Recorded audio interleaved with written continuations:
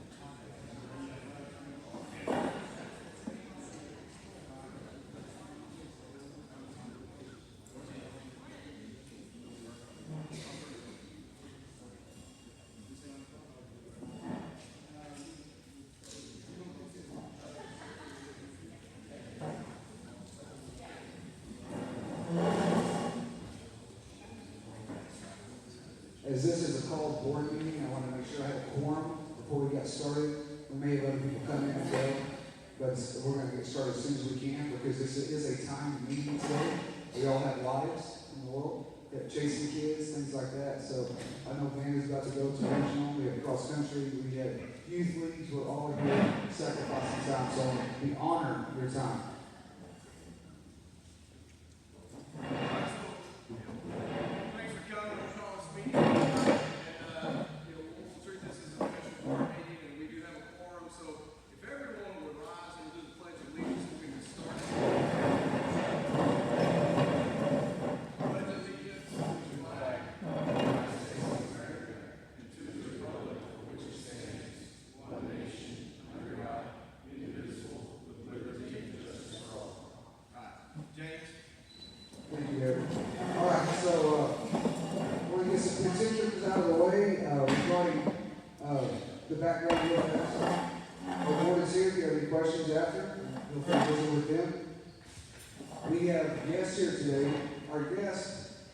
Support us through this process because I'm not one to tell you I'm not an expert at everything.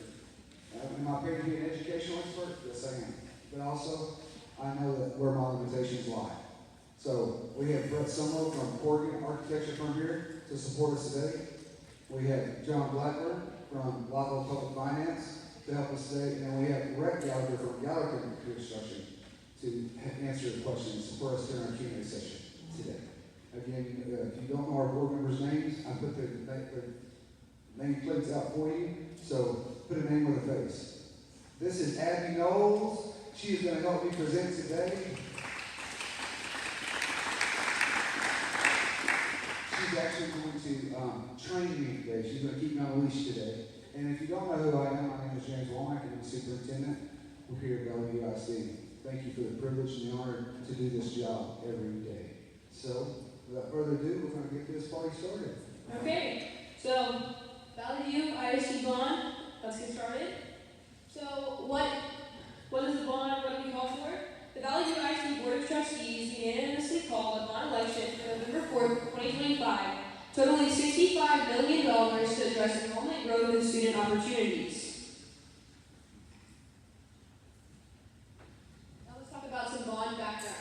So what is a bond? A bond is very similar to your mortgage on your home. Texas public schools rely on the support of local taxpayers to fund construction and improvement of school facilities. Bond elections help districts keep pace with rising enrollment, maintain aging facilities, and ensure students have access to a safe, modern learning environment. So, for a school district to go into a bond, they have to have the community support. We have to have the permission to sell bonds to pay for this infrastructure. That's why we're here today, to inform you about that process and what that looks like for our district in the hopes of the plan that was put together by our community team. So now we're going to talk about the bond planning committee that most of y'all may know about. So our committee consisted of teachers, staff, alumni, parents, grandparents, local officials, community leaders, and they all talked about and studied things like demographic reports. We took a community survey a few months back, if y'all remember, and they studied that and are helping us, decide how the bond will affect our school district. Just to reiterate, community members were part of this process, and it wasn't like we just did this together. When the board came and asked what should the process look like, y'all passed bonds as a district before I got here. I said we needed to work to build a team to go through this process, so everybody had voice. And so that was the heart of this thing. We met 10 times. This is the 13th meeting regarding bond information to the community. So proud of the work and the dedication of everybody who's been involved in this process. Great job. I'm supposed to go. Okay. So I told you she could. I know I'm paperless. She's going to rein me in today. So projects using M&O budget. So there's two buckets we're going to talk about in a minute of major buckets where we get financing and we spend money. One is our daily operation budget. It's called maintenance and operation, maintaining the building. Most of that budget is dedicated to salaries and then the functioning of the district. So technology, we made some, the board has supported us in making some great improvements in our technology regarding student learning. We have been behind a long time in our district when it comes to devices, interventions, etc. So we have that green box. I'll give you a little information about that.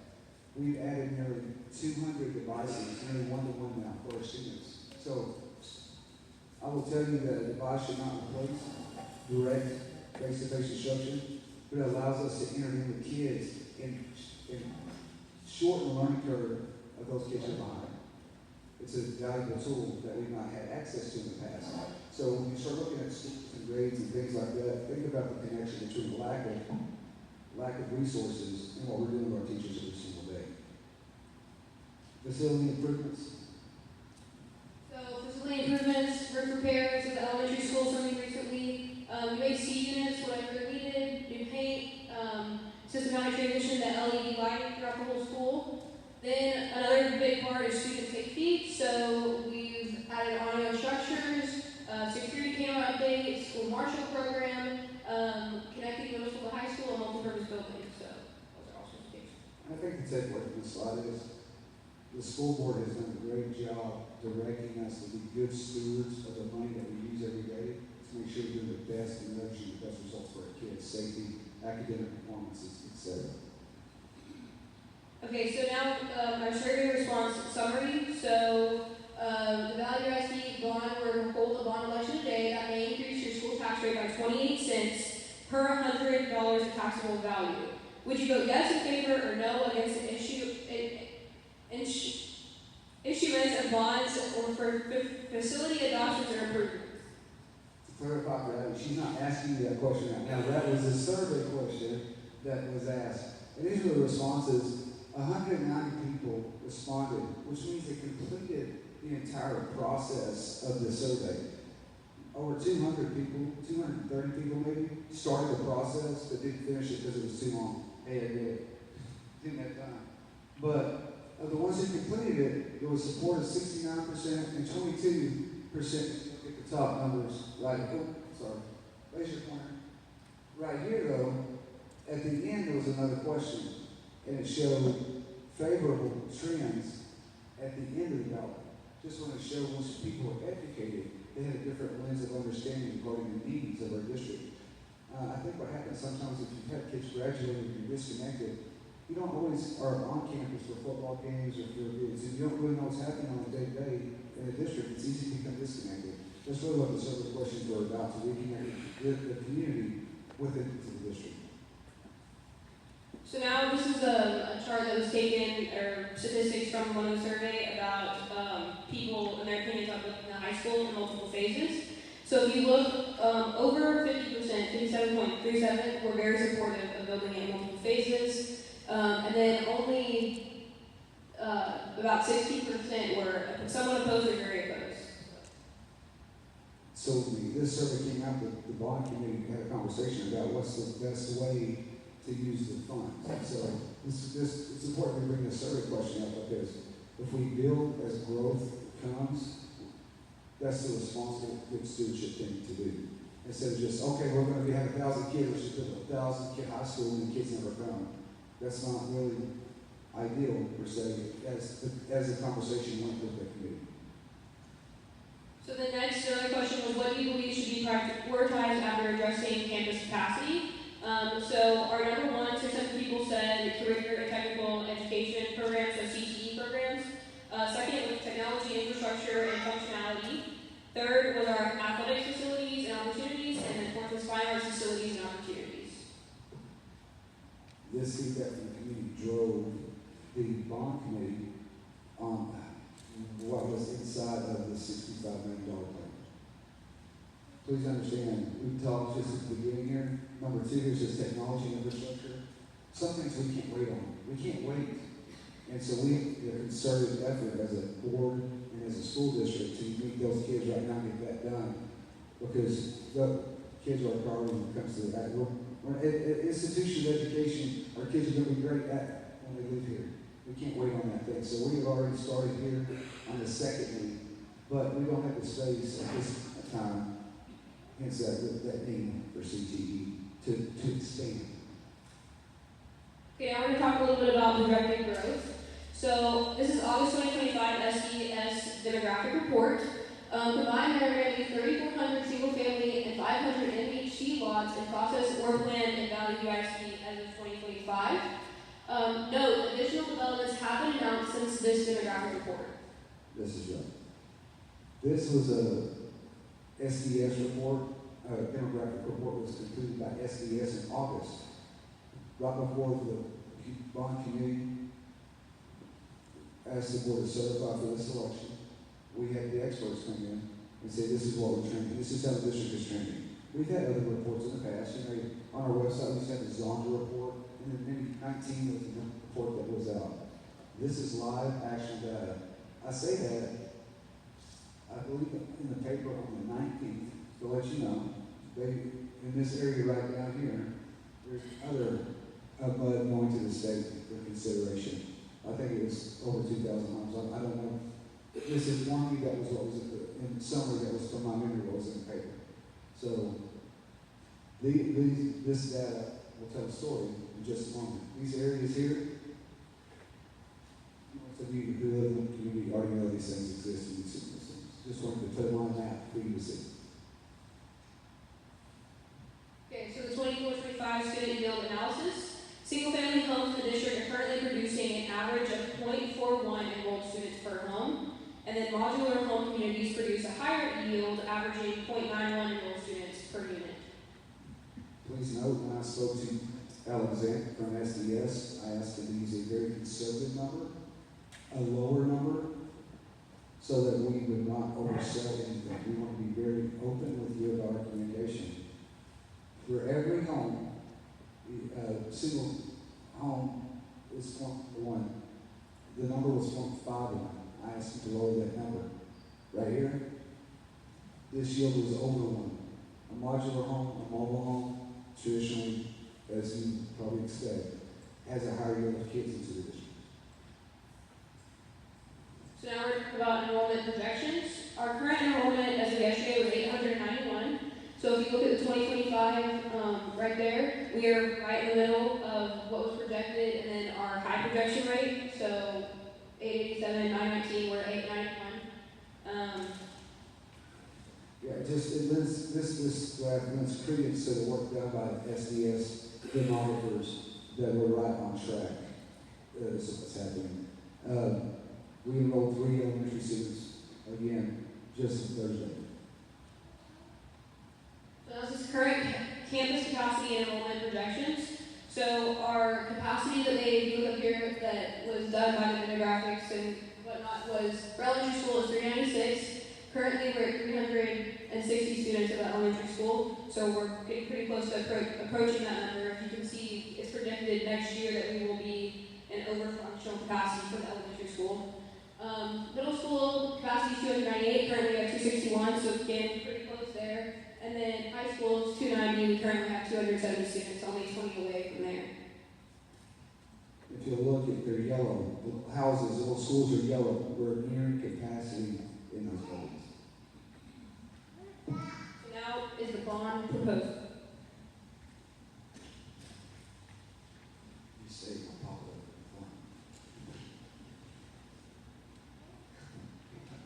The bond proposal.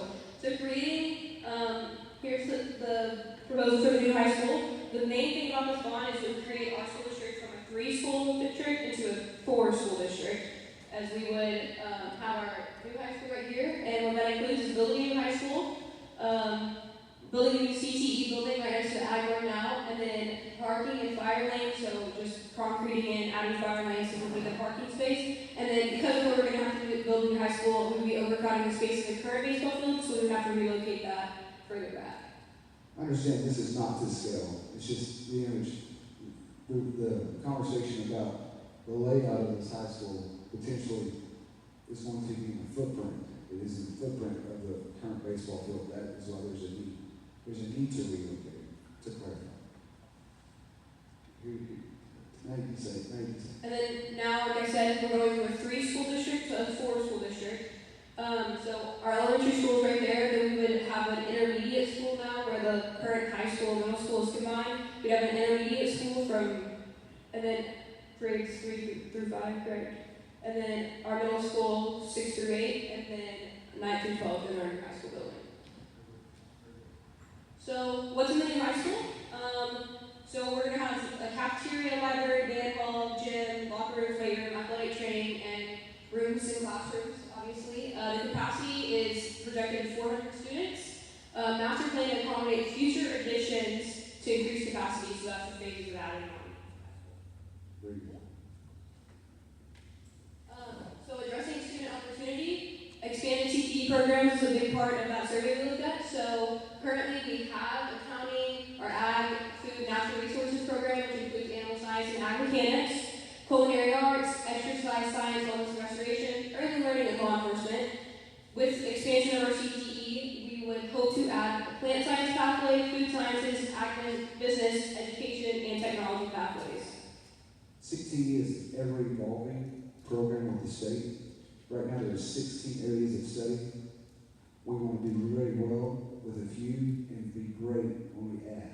And so this is the short-term vision. It will exponentially increase as students come and we have teachers and opportunities will come from here. So this is addressing enrollment and growth again, gives the same concept of going from a 3-school district to a 4-school district. So currently we have 9 through 12 in high school, 5 through 8 in middle school, and then pre-K through 4 in elementary. So if we pass the proposed bond and go to a 4-school district, our high school will still have 12 through 9th grade, but then our middle school will only be 6 through 8, and then intermediate school will be 3 through 5, which frees up space in our elementary school since we'll be 2 segue to this chart. That's what I was telling you. So if you see here, the trends, this is the original that we showed earlier in this PowerPoint. This would be the new trend. The 400 students, it's 400 students in capacity. The area here is now gray, but again, we open up the classrooms in intermediate and the elementary to grow. So our 28-29 proposed campus capacity. So the capacity bond with the school we finished. So our campus capacity at elementary schools is still 396, but we only are projected to have 292 students since it's only pre-K through second grade. Intermediate school, the campus capacity is 298 still, but it would be under to 217 because it would only be grades 3 through 5, and then campus capacity middle school 290, we would only be around 242, and then campus capacity high school 400, and we're only projected to be at 247 at that point.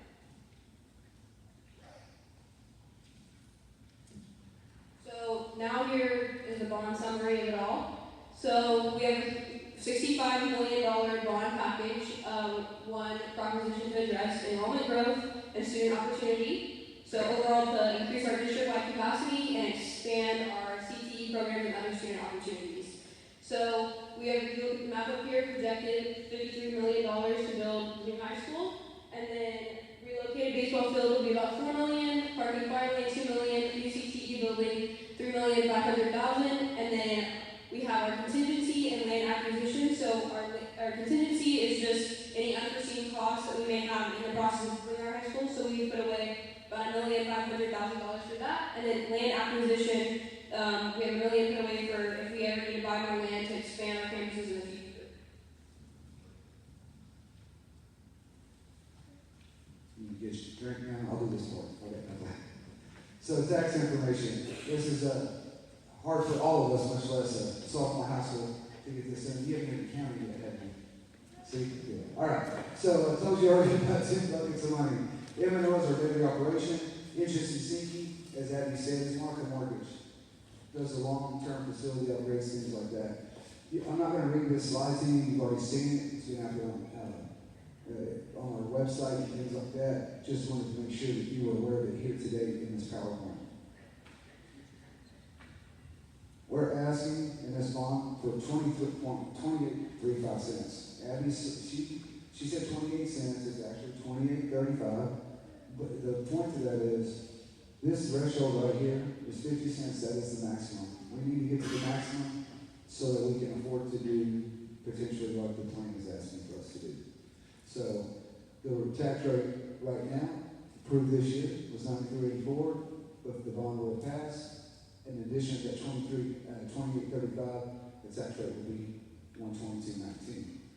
So we'll look at the trend, historical trends. Here are the historical trends. A lot of things have happened. I'll be honest with you. Raise your hand if you were born after 2000. Yeah, a lot of stuff has happened in finance since 2000. You should raise your hand. I see you looking at me. I'm talking to you. It's okay. It's okay to engage me. I'm a pretty nice guy for the most part. Point is this. The state sets this blue rate. It's called maintenance operation. We as a school district have no control over that. Did y'all understand that? The state says this is a maximum compression rate. When this all happened back in the day, this compression rate changed from 104 to 112. This is what happened. School districts could go out and you could pass a tax ratification election for 17 cents. In Bellevue, America, that did not happen. This community passed at 10.5 cents of that 17 cents. So they all that. They didn't do all of it, but they did all of it. This is the money that we operate daily business with that dark blue color. Here's the thing. Those 6.5 cents in today's numbers is about $650,000 to the district that we don't collect on a day-to-day. That impacts a lot of things. We make it happen. I'm just letting you know how that works. I'm trying to explain how it works. So right here, we passed a bond as a community. In 15 is when it went live. We passed it in 14 went live.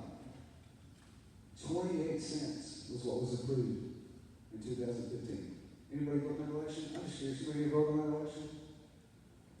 I'd say if you voted yes or no if you voted. So here's the thing. It's the same cents. They had less than $10 million in for that 28 cents. Today, in a 3 bond sale, I'll have John Weber come up and give the specifics because he's the expert.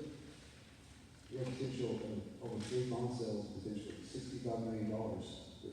That's what this PowerPoint is saying. It's a lot. Is that simple? You can follow that? Clarify if you have questions, a little bit, we can clarify any questions you may have. But right here, it went up to 29 cents, and then it starts to progress. So, when I got here, it was 15.15. That's what it was when I got here. That barely paid that payment. We actually had a different fund balance to finish that payment. So, there's a minimum amount that taxpayers need to pay for us to continue not to fall behind. This is all in your notes. You can see all this. It's all black and white. It's transparent. You can find information on the MAC report. You can find it through taxation in your CAT office. This is all public knowledge. We just put it on record. Right now, we sit right here at the bottom at 93.84 cents. If the bond were to pass, it would put us up here. Just look at the other school districts, where they're at, where they're growing, those type of things, and look at the connection. But also I need you to understand this. There's a lot that goes into a bond. There's communication with TEA and the CAT office in the future and things like that. Some of these districts talk about Gainesville later. Their INS rate might be lower than our INS rate, or total tax rate. They have a much healthier tax base. They have, guess what? They have a McDonald's. They have a Chick-fil-A. I don't think we have one, but I'm just saying, there are things that you have to look at more than just a chart in comparison. That's the only one. All right.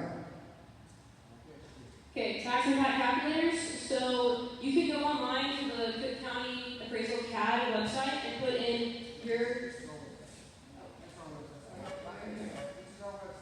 Yes. You can go to the bond website and put in your current tax information. You get your tax home value at the CAD. And so what you do is, if you don't know your tax valuation, you go to the Cook County CAD, search property, search person, put your name in, it'll give you your property value. You come in and put that property value in one of these two calculators. It will tell you what your increase would be if the bond were to pass. Everybody follow that? Pretty simple. Here's the thing, there's 2 boxes. This box right here is $100,000. It's a current law. That's what you would pay right now. On this November tax election, Proposition 13 is at play. It gives homeowners, if you go to vote, an opportunity to vote for an increased $40,000 in homestead exemption. So it goes from $100,000 to $140,000. It's just a 40, but it's 100. We all know it's 140,000, and we'll show you the difference. What we've done here is we put the new median home value from the tax office this year, and what it would increase at that valuation number. That is the median home value. Okay. Okay, so a big thing to note is that there will be, if you are 65 years or older in age, or a disabled homeowner with the exemption that you would have to file, you would have a $0 tax increase if the bond passes. It is not affect you. School district taxes are frozen for these individuals regardless of changes in the school district tax rate. Note though, if you are 65 or older, you must file for a homestead application in your appraisal district to remove the exemption. And at the school website, that form is provided to you on the website for your convenience. Also, let's clarify this. This says K-12 right here. It says the law only applies to K-12 school districts. We have a hospital. If you pay taxes, you pay for a hospital district. You pay for a county college district. They can change their rates. It doesn't change the school's tax rate. Be very cognizant that when you look at your tax bill, those other people can fluctuate that, but it does not change the school's tax rate. Okay, so now the important part, voting information. So Monday is when early voting starts on October 20th. So early voting can take place at the Cook County Courthouse Annex, and it runs all the way until October 31st. And then election day, as most of y'all may know, is November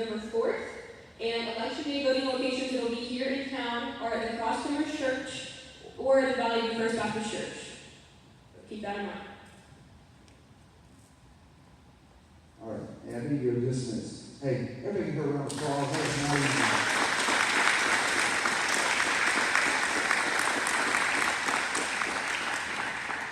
The hardest part is showing with me.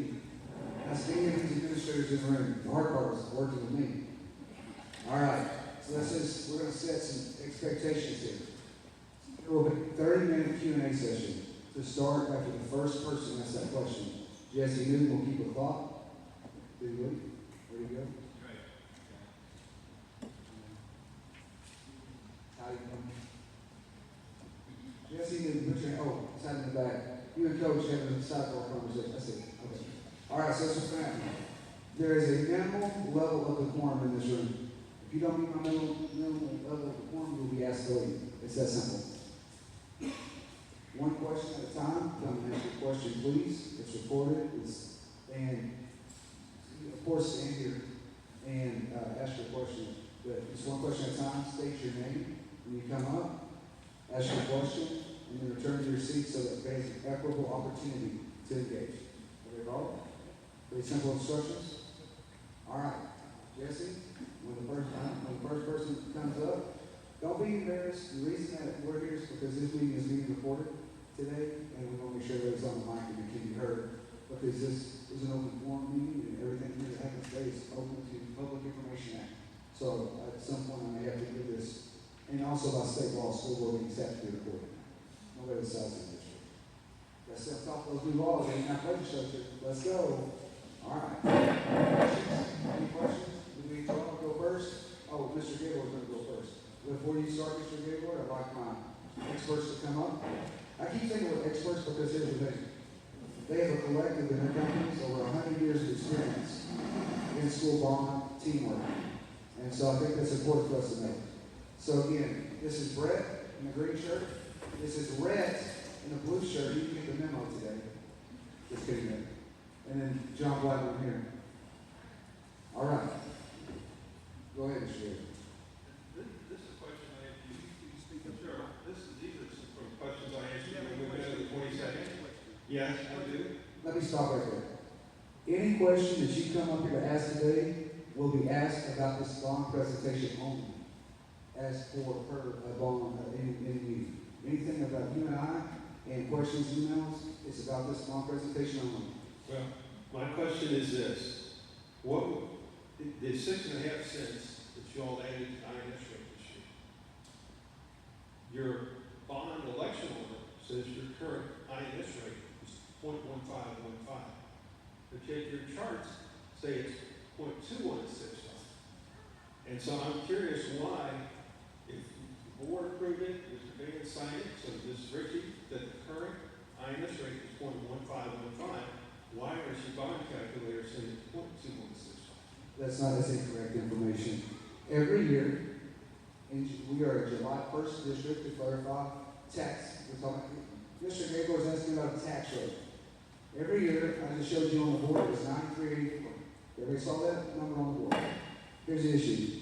That total tax rate is made up of the MCR, maintenance and operations, that's set by the state, and INS rate for the bond. Back in 2014, when that bond was passed, everybody saw that said 28 cents. Everybody saw that? This school board can set the INS rate without a TRE at any time at any rate to pay that bill. Does everybody follow that? We have an open public hearing every year in June. So we post it in the paper. It's all done by law. People can see the tax rate. If you're upset, we want you to come and talk to us about the tax rate. It is done the same way every year for the last I don't know how many years. I need y'all to understand. This is year 2 for me. I can't tell you what happened before I got here. Earlier in this presentation, I said, when I got here, it was 15.15. I said that just now. It is 21 cents. In the act of good stewardship, how many of you know that to pay that off early is the best thing to do because you pay it less late? Interest. It is a good move of stewardship to do that. Here's what happened. Literally 48 hours after I walked in the store and started this district, the tornado hit that far out. You all remember that. You know why I know you? There are still impacts to some of our kids. The district was able to, by law, to take the 6.5 cents that was not approved from the 17 cents compression I told you about earlier in this meeting. We could take it by law to offset costs of lost students. We lost 82 students, over $750,000 in operational costs because they affected our school and kids up there. You may not know that as a district, but we had to do that so that we could keep teachers paid to keep the doors going. Just to be quite honest. When we had a discussion about when this tax rate season came up, about that 6.5 cents, we carried a heavy maintenance note debt, and we carried debt for INS. Maintenance note debt is the same as INS, but it's on the operational side. The first check this district pays every year is earning $500,000 on indebtedness to construction because they didn't have enough bond capacity to build what they needed to build here. This is the past. I'm speaking about the past. This is something I work with every day. So the board and I made a decision not to raise the total tax rate. So the total tax rate last year when I got here, the INS rate was 15.15. The total tax rate was 93.84. It's on the chart. It's in your thing. We had the conversation about paying debt off as being good stewards. We took the 6.5 cents on the INS side to pay off INS debt sooner. That is the intention. We do have a fund balance there so that we can pay off principal to lower the interest rate as good stewards to your taxpayer funds. You may not understand that if you're not in school financing. It's a lot.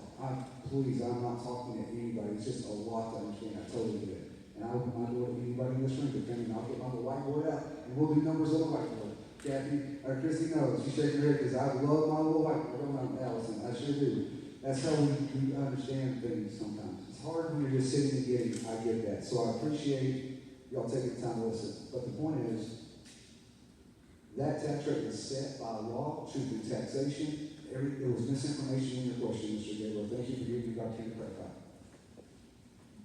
Good morning, everybody. My name is Alan Casson, and I'm a former board member.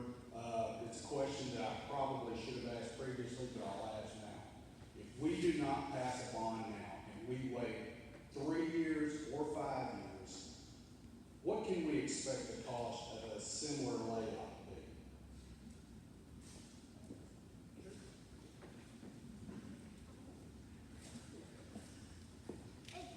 So, as we've all seen, really historically forever, but especially ramped up since COVID, is the cost of everything has just drastically gone up.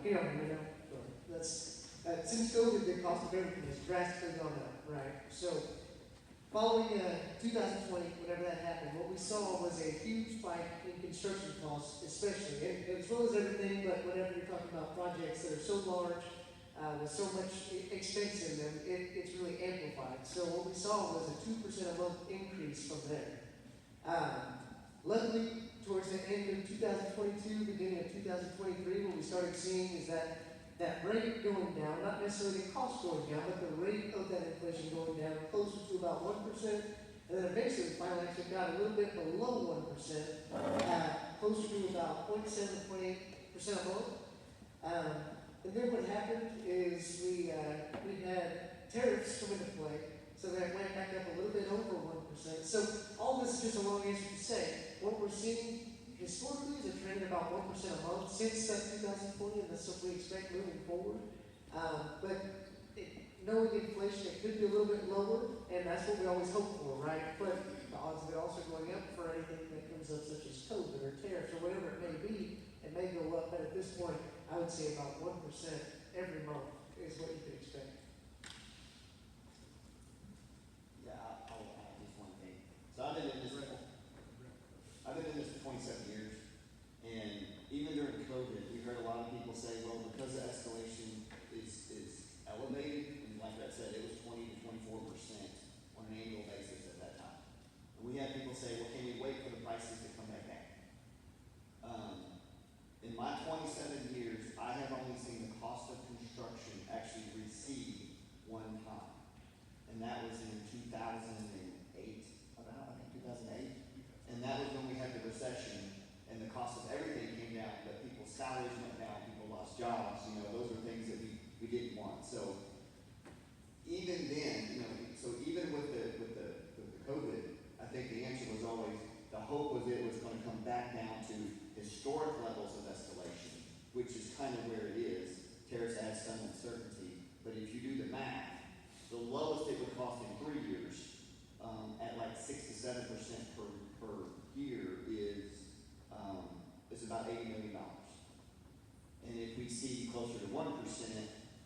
is $90.95. So it will cost more.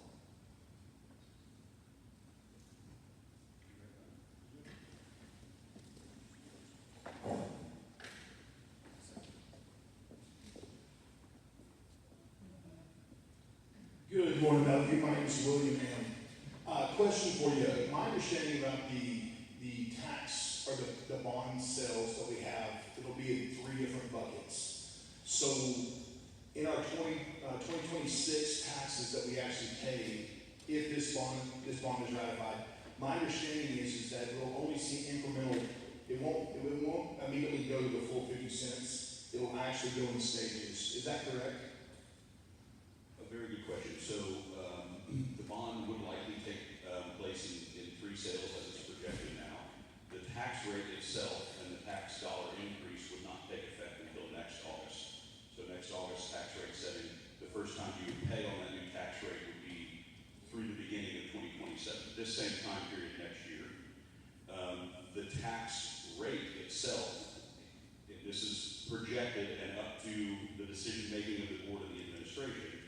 Initially, we think about setting all 50 cents from the very beginning. The main driving reason you would do that is it gives you the availability to pay more principal as quickly as you can.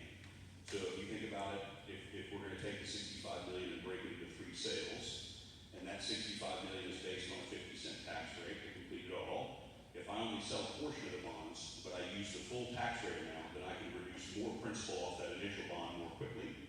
Same with the second sale of bond, same with the third sale of bond. So initially, I would think we would go ahead with the full tax rate in order to make everything come true that is being presented here. Also to take advantage of the full revenue on the INS side under 50 cents to start tax principal from the very first sale, going all the way through the 2 or 3 sales, depending on how the growth works out. So, and again, that's totally subject to the opinion of the board at the time that we are going to make those sales and what that looks like. But I would expect we would take full advantage of that revenue and that revenue grows. Thanks for the clarification. Yes, sir.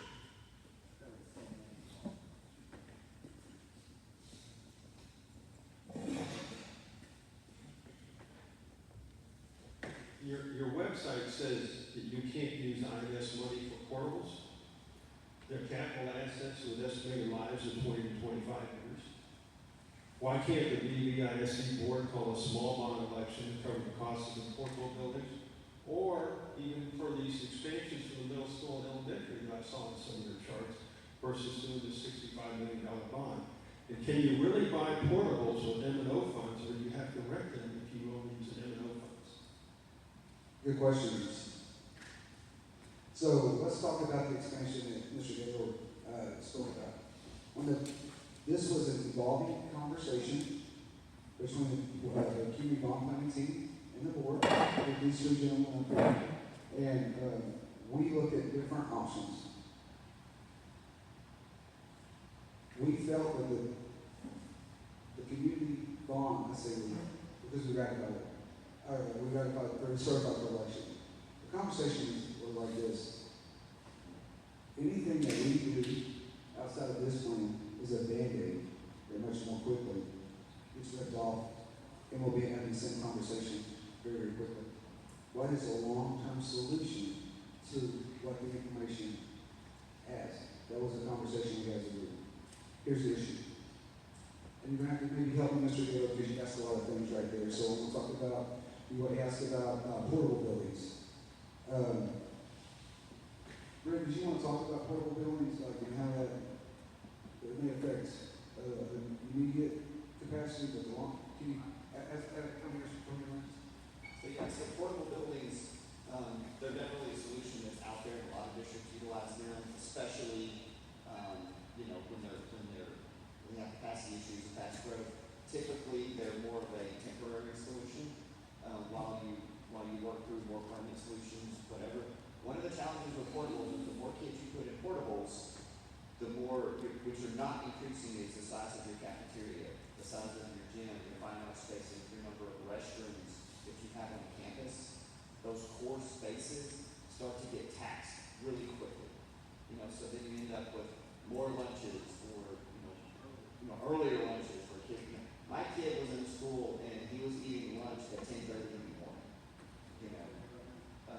So that would just extend further and further, things like that. The other challenges with portables ends up being safety and security, kids moving back and forth, not just kids, but the faculty that those portables there. They are a viable solution. Most districts look at portables as a more temporary solution, and we talked through that and those options with the committee. And the committee decided that the portables were not a long-term solution that they wanted to propose. Well, that's what we were just talking about. My understanding is portables were not allowed, INS are not included as a capital improvement, but there may be a way to buy them. We would have to look into it. But I've yet to see a school district plan a bond around purchasing portable buildings. I've never seen it. There is an option out there to rent portable buildings, I think to complete that last question. But the cost of a portable building, just in itself, is only a portion of the infrastructure required to assemble and put it into place. And the last time we had this conversation, the question was asked me, I didn't have the answer. Like, where are we going to put them? They asked me, where are we going to put them? To be honest with you, it's so expensive and it takes such a toll on the instructional part of our district. The cheapest place I could put them. Because you have to have certain structure, you have to have, like, we would have to have talk as a board, but what was the best fiscal decision to make? That's why we took, the committee very quickly took that off of the long-term plan because of these nuances. Mr. Gaylor, did I miss anything in your question, sir? Do we need to answer them all? We're thinking about why can't you do it without an answer? I think we're doing it. Yeah. So, to my knowledge, INS funds are for long-term capital outlay projects. Unless they are concrete a certain way, to my understanding, I'm getting clarification of this question, by the lawyers. To my understanding, right now, without having followed up with my team, they are not, to my knowledge, they are not permissible for my chair, because they're temporary structure. So, but again, I think at least back to Brent's comment, portable buildings, we alleviate capacity, meaning we put kids in more classrooms. But that means lunches start earlier. They're so early at 10:30. That means a 10 o'clock start.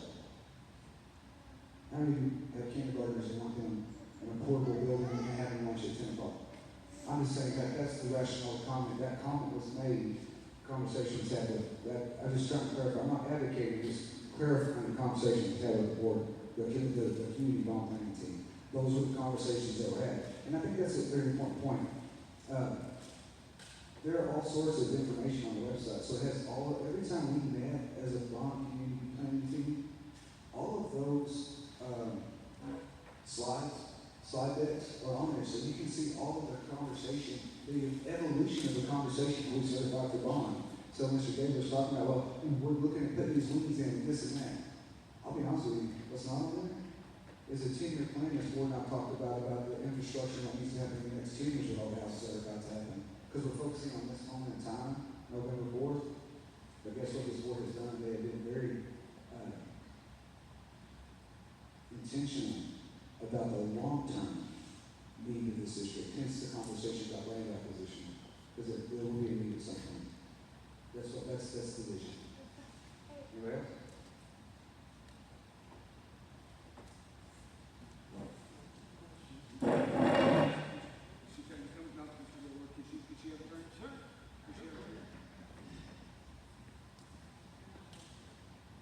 Thank you, sir.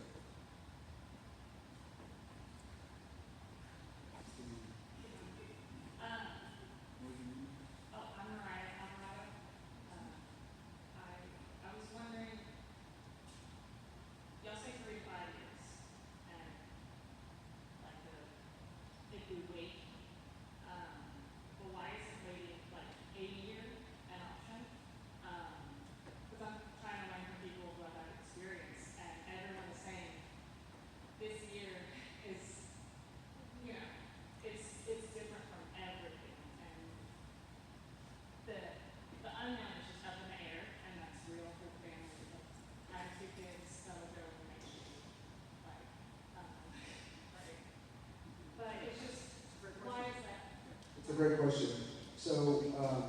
we showed all the home developments that are up. Some of them already started to break ground. And we look at the number of kids that are projected to come here. You saw the projection chart. If this bond were to pass today now, if it was to pass in November, the planning time, it takes about a year to plan. It would be anticipated August of 28th. Open August of 28th. Something to in your head. August, we had the conversation. August of 28th. That is the exact window these homes start to build. We already have people buying homes. So I moved here. I'll use me as an example. I moved here at the end of May of last year, and there was nowhere to buy here in town. I had to buy a home in Gainesville. Don't tell me that with the seconds. My point is, now there are 60 or 70 homes in. Right now they're up, but they're open. People are buying right now. And I said that a family of 3 old, they just bought a home. People are coming here because there's some really positive things happening in our community, school community, and things like that, and success breeds success. And that demographic report is pretty on point. If that's true, those are right now we're at 891 today. We're tracking on that path. We need to, the visions that we're doing now, so that we're ready when we have that exponential growth the summer before that summer tornado. That was a conversation that we was had. Is that right? I mean, that tracks. You just want to say, okay. 1 second, Mr. Gable. So in reality, the tax impact would not take place till a year from now. There's at least a 24-month lead time, if not more, until the building's complete. So by waiting a year, adding a year, you're not just waiting 1 year, you're moving that entire 24 to 30-month timeline back. All of that stuff is moved back a year. And, I would say from a student growth and community growth standpoint, you guys are going to very quickly become a fast growth district based on your location. Fast growth districts have a Band-Aid that has to be ripped, and you can decide when to rip it. The earlier you make that decision, the farther ahead of the growth you can stay. If you let yourself get behind the growth, then you will constantly be trying to chase with facilities to keep up with it. So from a timing standpoint, I would say the district is currently ahead of the growth curve. If you waited a year or more, I would think that you would end up behind the growth curve.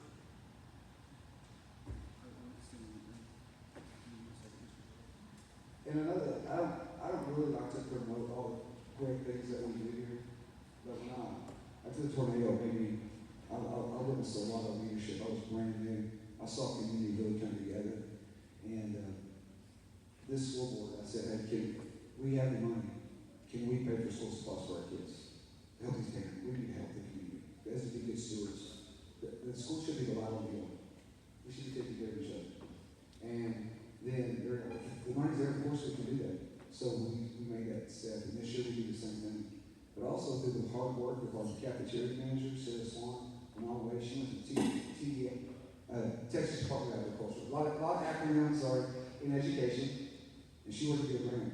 You may not know this, but our kids, they don't pay for breakfast for lunch here. We feed all of our kids because it's the right thing to do. And to go back to that point, it's my heart to do that because I was one of those kids who needed that help. And if we can extend it, we're always going to do that. So just so you know, I see you. I appreciate your question. Go ahead, Julie. It's a question about why $65 million. We know the district can't borrow $65 million today. We know they can most borrow $30 million. And then you show you want to borrow another 15 in 2028 and another 20 million in 2030. Why not have 3 bond elections, trust the taxpayers to vote them in when you're needed, rather than say, give us $65 million now because we want you to approve out 5 years. I mean, years ago, we had a bond for $9.8 billion, and somehow they borrowed $11.18 billion. And I would think if you want us to trust the school district, then you ought to trust the taxpayers to justify why we're doing it all together. So you can see just by the process we've gone through right now what it takes to have a bond election and to get through a bond election. Today we sit here not even knowing the results of that bond election until people in the community vote on it. To try and go back through this process 3 times in a row in a timely enough manner to keep up with the construction timeline on what we're going to say initially is kind of a single building, right? The high school and its accompanying facilities. there are parts of that type of construction project that cannot be derailed, right? So you can't start construction on a high school and then stop and send everybody home and wait for the next planning process and the next bond election to happen in order to finish out the high school. So there are parts of this project that you have to start and work on all the way through and finish. You just can't split it up. And you realistically, to be a good steward, would not start a project like that if you thought that halfway or three-quarters of the way through, you would run the risk of a bond election failing for whatever reason, and you were not going to be able to complete that project. So the worst thing that could possibly happen is you start your high school and you get it three-quarters finished, and then you're unable to pass another bond election to finish the high school, and it just sits there as a waste of money gathering rain. Not all of this project is a start and complete deal. There are parts of it that that can have some lead time. So the intention would be to pass enough money to complete the projects that the Citizens Committee determined, and sell those bonds in accordance with construction. There is also some growth projection that's been made in that. In order to get through the high school, which is the part that we cannot start and stop, it would require 10% assessed value growth for the next 3 years, starting this next July 25th. So certified values are due to be received July 25th of every year. Without any value growth whatsoever, and with interest rates where they are today, the district's current bond sale capacity is at $30 billion. And so we could start the majority of the high school right off the bat without any growth. In order to complete the high school, we would want to see a growth percentage somewhere in the neighborhood of 10%, starting July 25th of 26, so 26, 27, 28. Do what? So the CAD office, and based on what we've seen with just your normal nominal growth here in the district, 10% is a reasonable amount. It's a reasonable amount to assume. Clearly, with the number of homes and homesteads that are projected, sometime in the next 24 months, we could see anywhere between 10 to 15 or even more. There is a chance we could see a little bit less. The good thing is that you guys are in a growth projection. We're not expecting a regression in assessed value growth here in the community. There hasn't been any major fluctuation in growth in assessed valuation here in the community. So, we're trying to look forward and plan on numbers that we think are reasonable, numbers that we think can happen based on what we're being told about the growth, both student growth and assessed value growth within the district. We're trying to merge those projections and that look forward with what the construction timeline needs to look like on these buildings, and especially the main part of this bond, which is the high school, that it cannot be started and stopped. Once we start it, it would be irresponsible of us to have the completion of that project depend on another process like this and going through this and putting it back out like that. So we've created a bond package that we think is attainable, that makes sense. We tried to make growth projections about assessed value that we think are within reason based on what we've seen. And so there are times that you can have multiple bond elections to do things. I would say that the majority of this project is not one of those times. You would need to look at it and say, okay, yeah, that's what we want to have happen. In doing that, I think the trust level that you're giving is not any different, whether you have one bond election or 3 bond elections. You're still giving your board members and administration and the professionals they've engaged the level of trust to be responsible about how those bonds are sold and how those funds are spent in order to complete the project that you've outlined, whether it's 1 bond election up front or 3 bond elections in a row. The trust level you're giving to the district is the same. Just in addition to that, or on top of that, if you break it up, then you're limited to those chunks of money also. Whereas if you authorize it all now, and that's the cost of the whole thing, when those values come in and you see what the rate is, if you can get a little bit more, with the same tax rate, get a little bit more on those bond sales early if your growth is above the 10%, if it is, then it allows us on the sequencing and the phasing of the project to move pieces of it earlier, which will save the district money. If it's 3 separate ones, you don't have that ability to save that money, which would then free that up to do something else, whether it's for something future or whatever. In addition to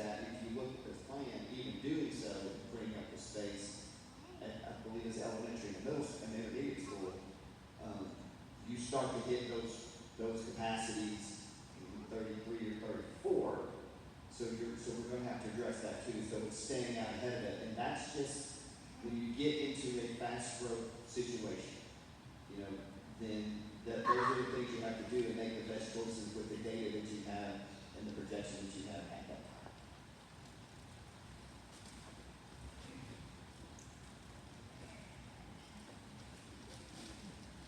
Quick question.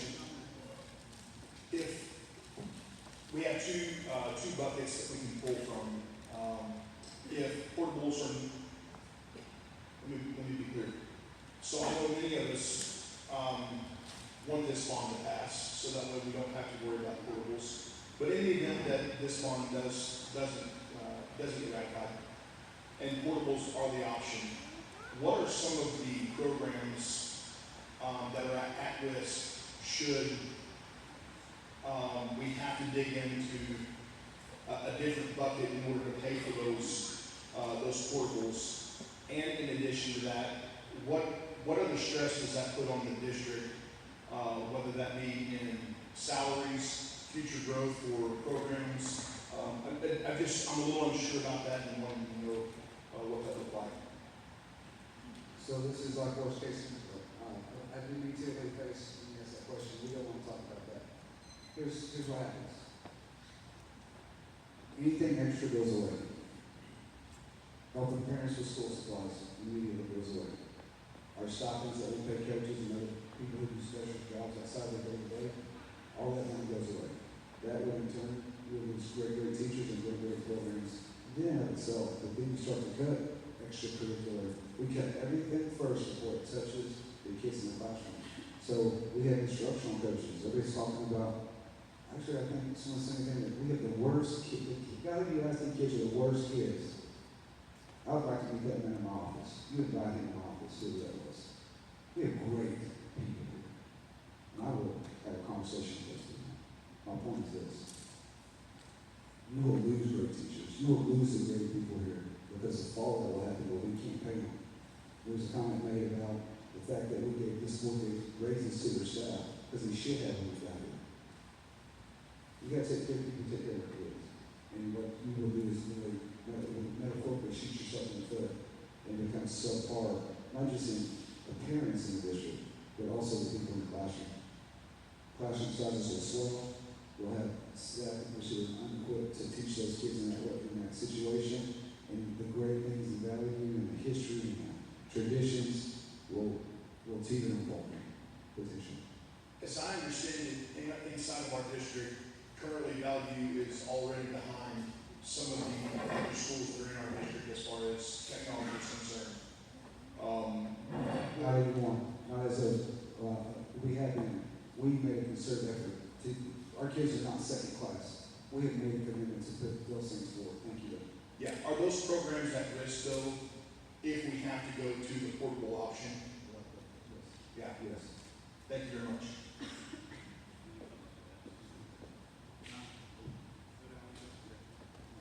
Just kind of a little bit to that is, as we said, portables are not a long-term solution. Portables are intended to be used for 2 to 3 years. The average use of a portable from a district that puts one on the ground is 10 years. So once you have them, you can't get rid of them. And my point in saying that is this: if you stay ahead of or on top of your student growth curve with facilities, you don't need portables. You can stay ahead of it. You can stay on top of it. Might you have to shuffle some classrooms around? Yes. Might you have to have some larger classes for 1 year until you can get to the next phase of what your facility looks like? Certainly. But those are things that can be accomplished through scheduling and things that you're probably already dealing with at your current student population. If you get behind your student growth curve and your option is portables and you put them on the ground, the concern that I have is not how much does the first portable that you buy cost. It's the question of how much does the 5th or 6th or 7th portable that you buy cost. Because if you're behind the growth curve and it's not slowing down, you have put yourself in a situation for continued need of portables in the future. If you can't keep your non-portable facilities on pace with growth, then you almost cannot dig yourself out of needing portables in the future. So when the first 3 that you buy become dilapidated and you have to get rid of them, there's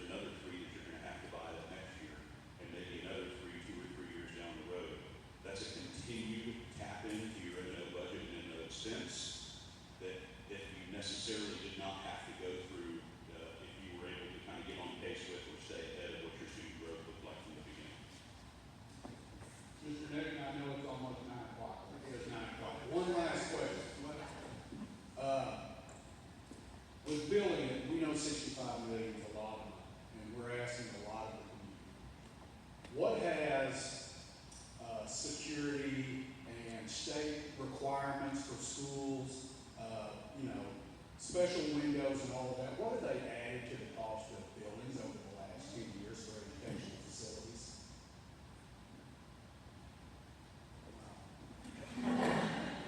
I will tell you this, that the state gave every district about $200,000 to address security needs.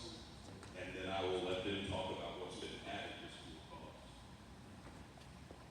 Yeah, well, and the reason I say wow is I don't know what that specific number is that would be included in this budget, because, you know, when we're budgeting right now, it's kind of square foot, you know, budget. However, I will say with all the things that are required with the fencing, with the secure vestibules, with the numbering of the entrances,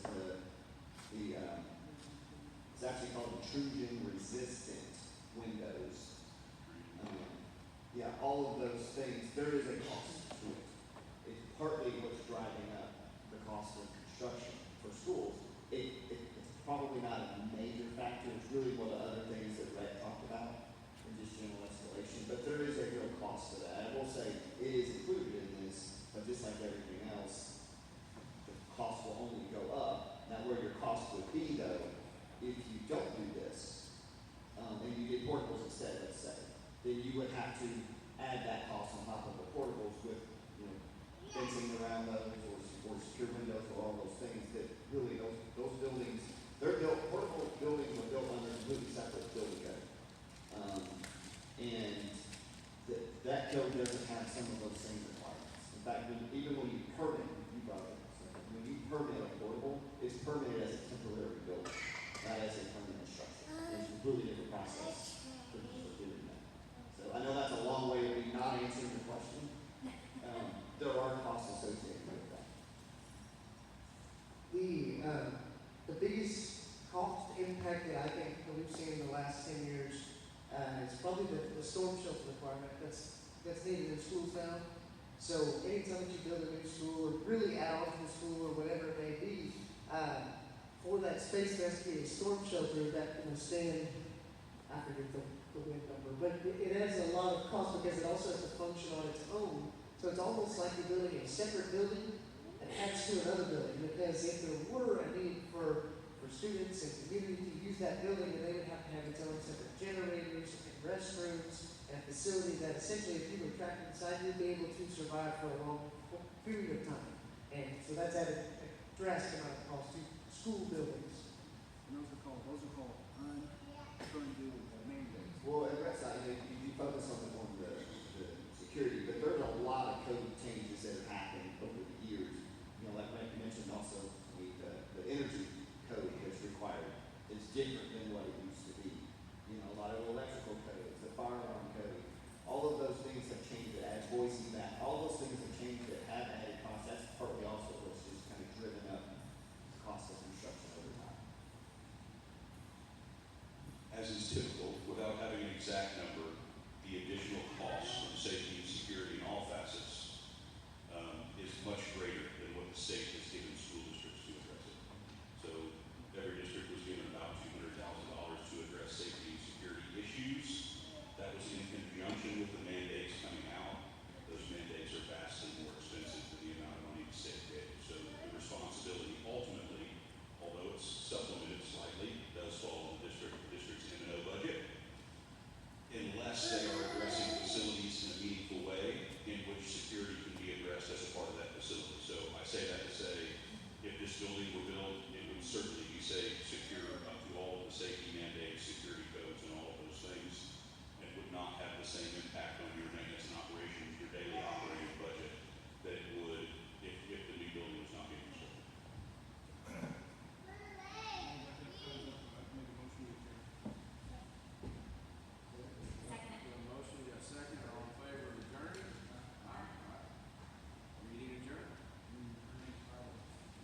Thank you for your time, everybody. Thank you. Have a good day.